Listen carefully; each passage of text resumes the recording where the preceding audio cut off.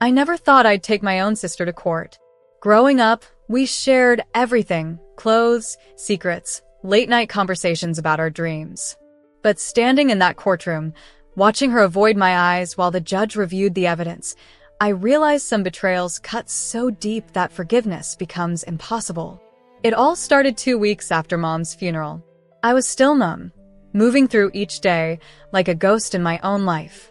The house felt emptier than it had any right to be. Mom had been sick for months, and we'd all known the end was coming, but knowing doesn't make it easier. If anything, it makes the silence afterward even louder. My sister Rachel and I had always been close. She was 3 years older, the one who taught me how to ride a bike, how to apply eyeliner, how to stand up to bullies in middle school. When Mom got diagnosed with stage 4 cancer, Rachel flew in from Seattle every other weekend to help with appointments and medications. I lived locally, so I handled the day-to-day care, but Rachel showed up when it mattered. Or so I thought. Mom's jewelry collection wasn't worth millions, but it meant everything to us. Each piece told a story. The pearl necklace Dad gave her on their 10th anniversary. The sapphire ring from Grandma Elena, brought over from Portugal in 1952. The delicate gold bracelet with tiny charms representing each of her children. A book for me because I'd always loved reading, a paintbrush for Rachel because she dreamed of being an artist. 3 days before Mom passed, she squeezed my hand with what little strength she had left. Her voice was barely a whisper. "I've written it all down," she said, her eyes clearer than they'd been in weeks. "In my will, the jewelry gets divided fairly between you and Rachel. I documented each piece, what goes to whom. Promise me you'll follow it." I promised. Of course I promised. The funeral was beautiful in that terrible way funerals can be. Rachel gave a eulogy that made everyone cry. She talked about Mom's resilience, her kindness, her terrible singing voice that never stopped her from belting out off-key renditions of Etta James songs while cooking dinner. I couldn't speak. My grief was too raw, too big for words. After the service, Rachel stayed at Mom's house with me for a few days. We sorted through clothes, packed up books, cried together over photo albums. She was supportive, loving, the sister I'd always known. When she said she needed to get back to Seattle for work, I hugged her tight, grateful I hadn't had to face those first awful days alone. If you're connecting with this story, please subscribe to hear what happens next. I share these experiences because I believe our most painful moments can help others feel less alone.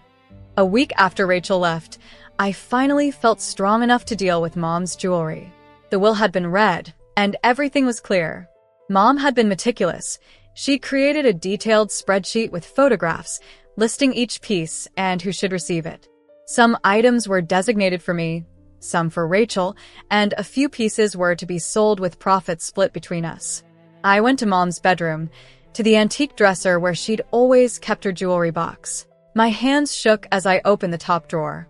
It was empty.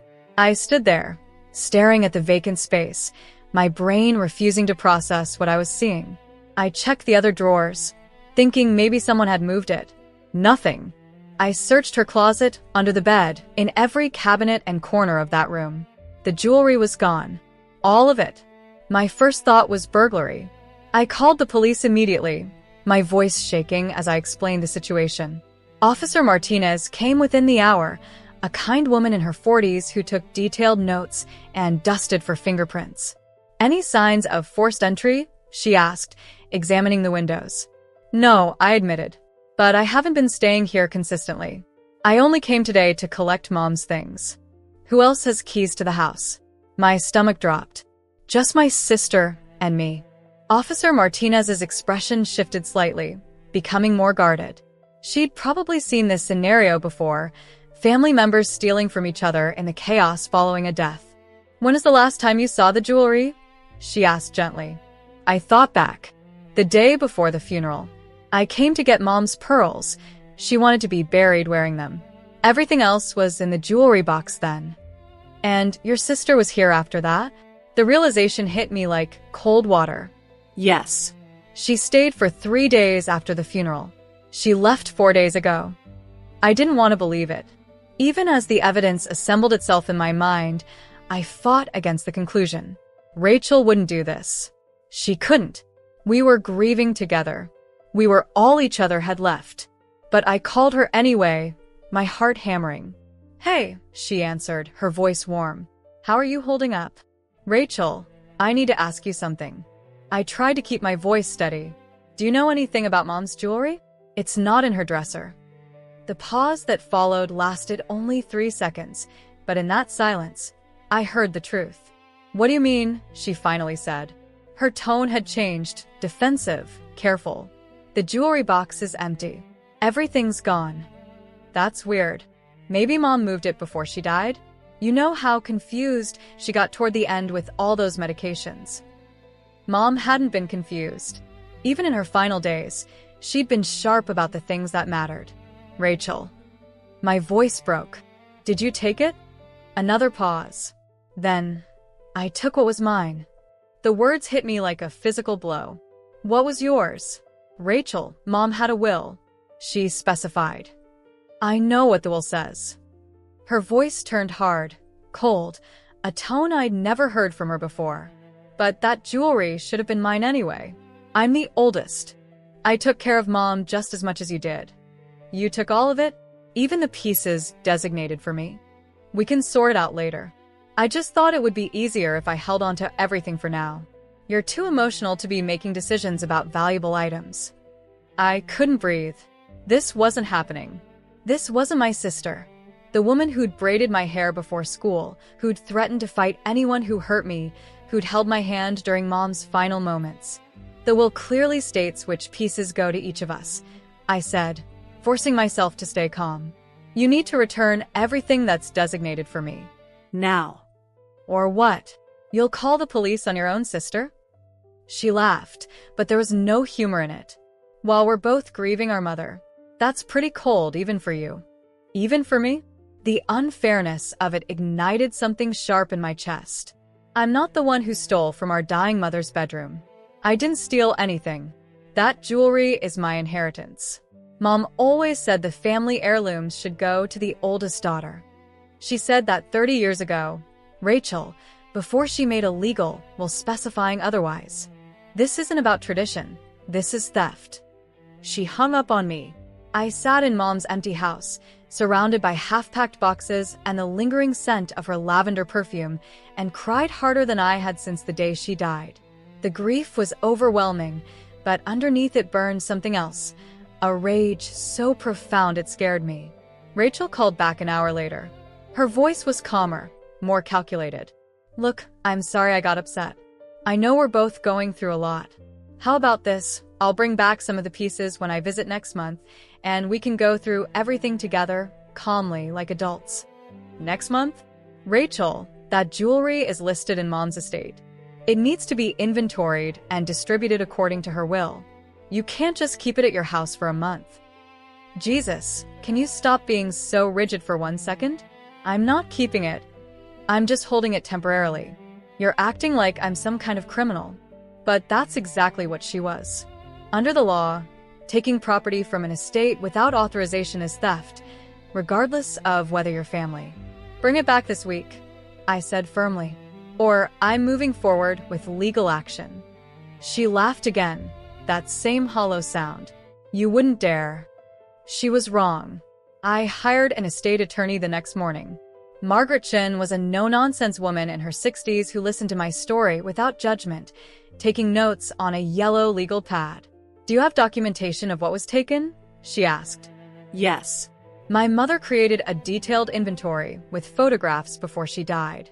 She knew what she was doing. She wanted everything documented, so there wouldn't be disputes. Margaret nodded approvingly.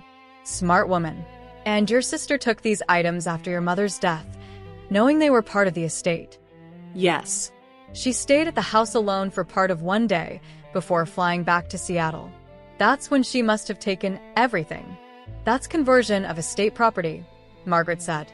"In this state, we can file for an immediate return of assets and potentially pursue additional damages if she refuses to comply. Are you sure you want to go this route? Family litigation can get very ugly." I thought about Mom's face when she'd made me promise to follow her wishes. I thought about every piece of jewelry and the memories attached to them. I thought about Rachel's cold voice on the phone, the calculated way she'd tried to manipulate me into waiting. "I'm sure," I said. The legal papers were served to Rachel 5 days later. According to Margaret, my sister had 3 options: return the jewelry voluntarily, contest the claim in court, or ignore the filing and face default judgment. Rachel chose to contest it. I should have known she would. My sister had always been stubborn, always convinced she was right even when evidence proved otherwise. But I'd hoped, foolishly, that seeing official legal documents would shake her into realizing how serious this was. Instead, she hired a lawyer and dug in. Her argument was creative, I'll give her that. Her attorney claimed that Mom had given verbal permission for Rachel to safeguard the jewelry, and that the written will was created under duress while Mom was medicated and not of sound mind. They produced no evidence of this alleged conversation, and medical records showed Mom had been sharp and clear-minded when she'd finalized her estate documents, but Rachel was willing to say anything to keep what she'd taken. The next 2 weeks were hell. Rachel sent me angry texts accusing me of betraying our family, of caring more about things than our relationship. She told relatives I was being greedy and unreasonable. Some of them believed her. An aunt I'd always been close to stopped taking my calls. But I had truth on my side, and more importantly, I had evidence. The court date arrived faster than I expected. I wore the black dress I'd worn to Mom's funeral. It seemed appropriate somehow, like I was mourning more than just my mother now. Rachel sat on the opposite side of the courtroom with her lawyer. She dressed professionally, her hair pulled back, looking every bit the responsible older sister she wanted the judge to believe she was. She still wouldn't look at me. Margaret presented our case methodically. Mom's detailed inventory with photographs. The will, notarized and witnessed. Medical records proving Mom's mental competency. Email exchanges between Mom and her attorney discussing the specific distribution of items. My testimony about finding the jewelry box empty, and my subsequent conversation with Rachel where she'd admitted taking everything. Rachel's lawyer tried to poke holes in the timeline, suggesting maybe someone else had accessed the house. But security footage from a neighbor's doorbell camera showed Rachel leaving Mom's house carrying a suspiciously large bag on the day in question, a bag she hadn't arrived with. The judge, a gray-haired woman who'd probably seen countless family disputes, listened to everything with a carefully neutral expression. When both sides had finished presenting, she removed her glasses and looked directly at Rachel. "Ms. Peterson, do you currently have the jewelry items listed in your mother's estate inventory in your possession?" Rachel's lawyer whispered something to her.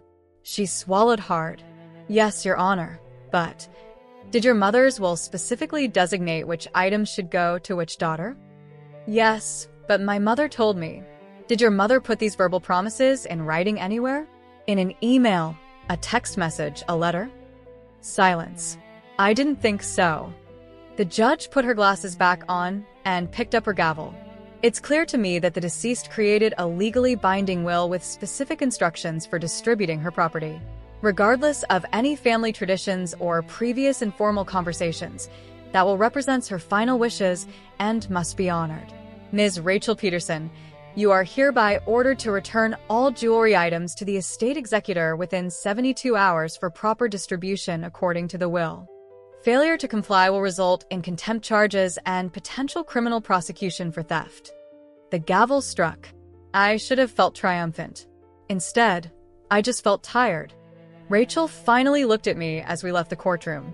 Her eyes were red, her carefully composed expression crumbling. For a second, I saw my sister again, the real Rachel, not this stranger who'd stolen from our mother's corpse. "I hope you're happy," she said quietly. "You've destroyed our family over some jewelry." "I didn't destroy anything," I replied, my voice steadier than I felt. "You did that when you chose theft over trust." She walked away without another word. The jewelry was returned 3 days later, delivered by courier in a plain cardboard box. No note, no apology.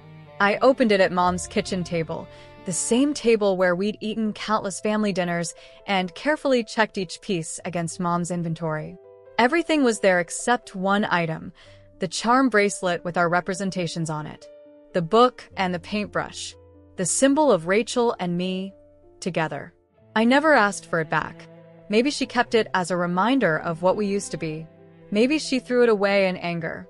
I don't know, and I've learned to make peace with that uncertainty. It's been 6 months since the court ruling. Rachel and I haven't spoken. I sent her the items designated for her in the will through the same courier service, along with a brief note saying I hoped she'd treasure them, as Mom intended. She never acknowledged receiving them. I wear Mom's sapphire ring sometimes, feeling the weight of 4 generations of strong women on my finger. It reminds me that standing up for what's right isn't always easy, and it doesn't always lead to happy endings. Sometimes doing the right thing costs you everything. But I kept my promise to Mom, and there's comfort in that. If this story resonated with you, I'd be grateful if you'd subscribe. Sharing these difficult experiences helps us all feel less alone in our struggles and reminds us that we're stronger than we think. Would I do it differently if I could go back? I don't know. Maybe I'd try harder to reason with Rachel before involving lawyers. Maybe I'd be more understanding of her grief, which manifested so differently from mine. Or maybe everything would unfold exactly the same, because some betrayals are too fundamental to overlook. What I do know is this: family isn't just about blood. It's about respect, honesty, and honoring the people we love even after they're gone. Rachel chose jewelry over integrity. I chose integrity over a relationship that was already broken. And I can live with that choice.